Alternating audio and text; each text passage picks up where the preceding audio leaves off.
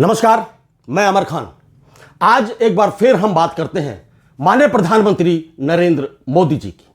कल या परसों की बात है, वो महाराष्ट्र गए हुए थे।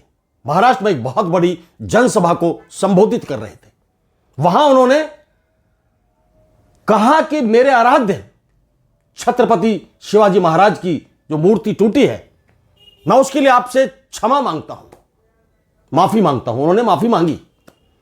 वो माफी कैसे मांगी, इसकी बातें इस बात पर मैं थोड़ा सा आगे विचार करूंगा, आगे आपसे डिस्कस करूंगा।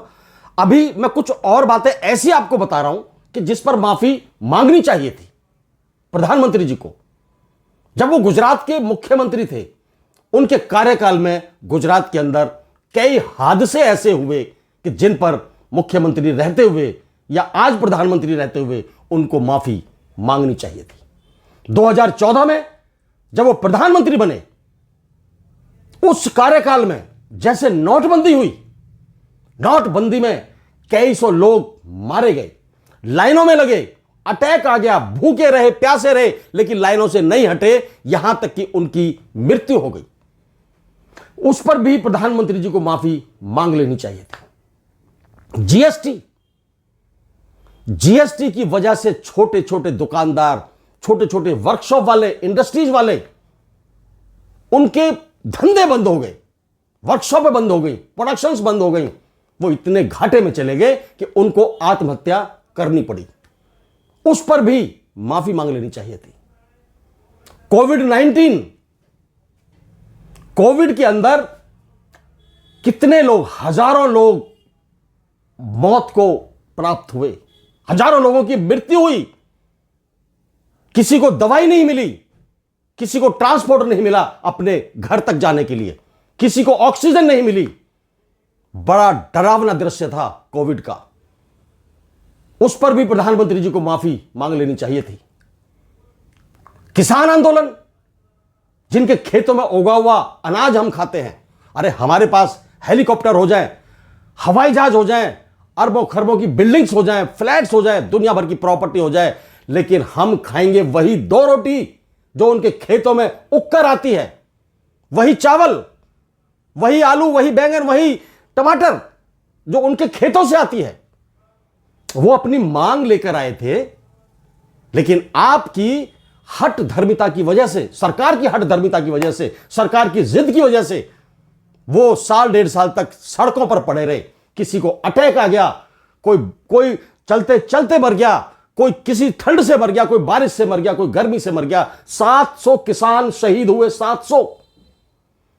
उस पर भी आपको माफी मांग लेनी चाहिए थी। लखीमपुर खीरी, आपके ही एक मंत्री के बेटे ने सरेआम किसानों पर धड़ धड़ गाड़ी चढ़ा दी। फिल्मी सीन की तरह, हम सोच भी नहीं सकते थे कि असलियत में भी ऐसे सीन होते हैं। फिल्मों की तरह गाड़ी चढ़ा दी और किसान कुचल दिए गए, ऑन द स्पॉट उनकी मृत्यु हो गई।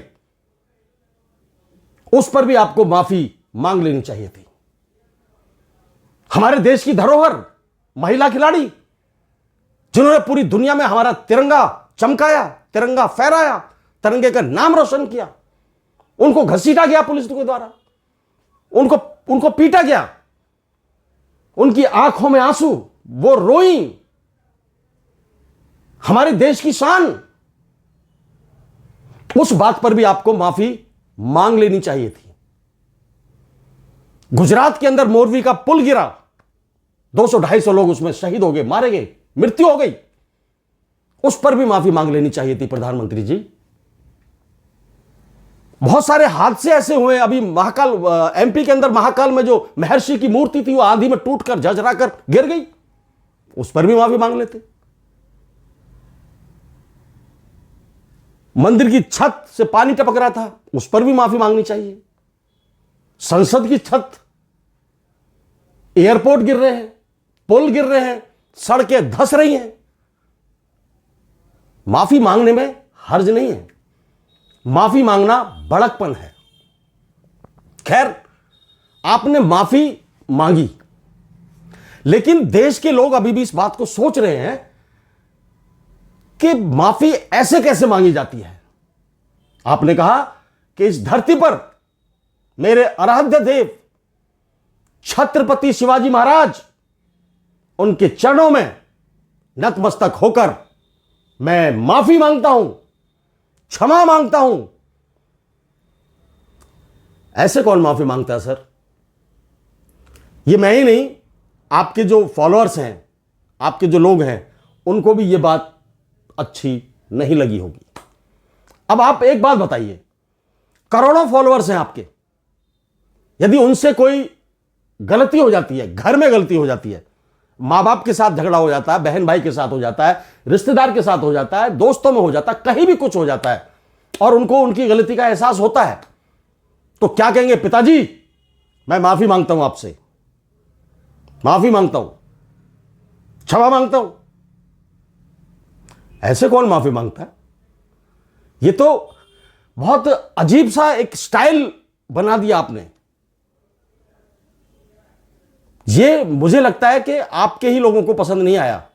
देश के बहुत सारे लोग हैं जो इस बात पर उंगली उठा रहे हैं कि इस तरह से कौन माफी मांगता है। भाई सर, आपसे उम्मीद तो थी हमें कि आप माफी मांगने वाले हैं कहीं ना कहीं, लेकिन इस तरह से ये उम्मीद नहीं थी। चलिए, बहुत सारी चीजें मैंने भी आपको गिनवा दी हैं, देश के लोगों तक ये बातें पहुंचेंगी। सिर्फ और सिर्फ छत्रपति शिवाजी महाराज की मूर्ति टूटने पर जो आपने माफी मांगी है, जिस अंदाज में माफी मांगी है, उससे बहुत ज्यादा फायदा नहीं होने वाला कुछ, क्योंकि आपके चेहरे पर वो एक्सप्रेशन ही नहीं आ पा रहा था माफी मांगने वाला। लोग पढ़े लिखे हैं, हर बात को समझते हैं, आपको फॉलो करते हैं, समझ जाते होंगे आपको। आप प्रधानमंत्री हैं, प्रधानमंत्री होने के साथ साथ एक उम्र दराज शख्सियत भी हैं, व्यक्ति भी हैं। आपको देश के लोगों को अच्छा मैसेज देना चाहिए, प्यार वाला मैसेज देना चाहिए, जिससे उनको लगे कि हां, हमें इनके पद चिन्हों पर चलना है।